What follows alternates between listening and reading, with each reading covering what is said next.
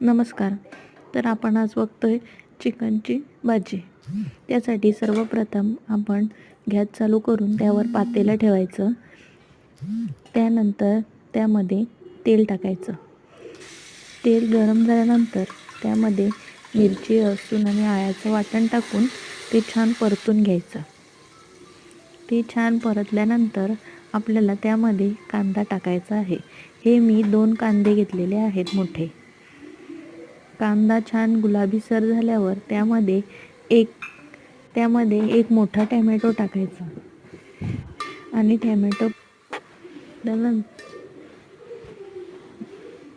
त्यानंतर टोमॅटो आणि कांदा छान तेलामध्ये परतून घ्यायचा. आणि तुम्ही बघू शकता टोमॅटो आणि कांदा एकदम गुलाबीसर झालेला आहे. आणि त्यानंतर यामध्ये आगरी मसाला टाकायचा. हा आमचा स्पेशल घरगुती मसाला आहे. ह्या मसाल्यामध्ये काहीच टाकायची गरज नाही. यामध्ये सर्व आहे. आपल्याला यामध्ये हळद वगैरे असं वेगळं काही टाकायची गरज नाही.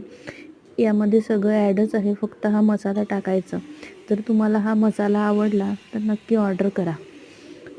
नंतर त्यामध्ये चिकन आम्ही भाजलेलं चिकन वापरतोय आणि चिकन आणि बटाटा टाकला आहे चिकनमध्ये. आमच्याकडे चिकनमध्ये बटाटा टाकला जातो. आणि छान त्यानंतर हे सगळं मसाले टाकून एकजीव करून घ्यायचं आहे आपल्याला. तुम्ही बघू शकता मसाल्याने किती छान कलर आलेला आहे. हा आमचा स्पेशल मसाला आहे.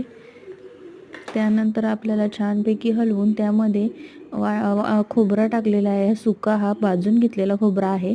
त्यानंतर वाटून खोबरं टाकून आपल्याला हे झाकून ठेवायचं आहे. आपण हे 10-15 मिनटं झाकून ठेवणार आहोत आणि त्याच्यावर पाणी ठेवणार आहोत.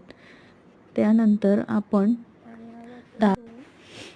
10 ते 15 मिनटानंतर आपण त्यामध्ये एकदा बघणार आहोत की भाजी कशी झालेली आहे. व्यवस्थित त्याला तेल वगैरे सुटलं आहे का. तुम्ही बघू शकता त्याला पाणी वगैरे व्यवस्थित सुटलेलं आहे.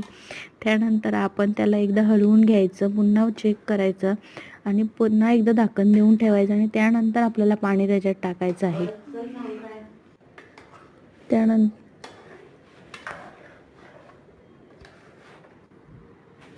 त्यानंतर भाजी छानपैकी हलवून झाल्यावर आपल्याला त्यामध्ये पाणी टाकायचं आहे.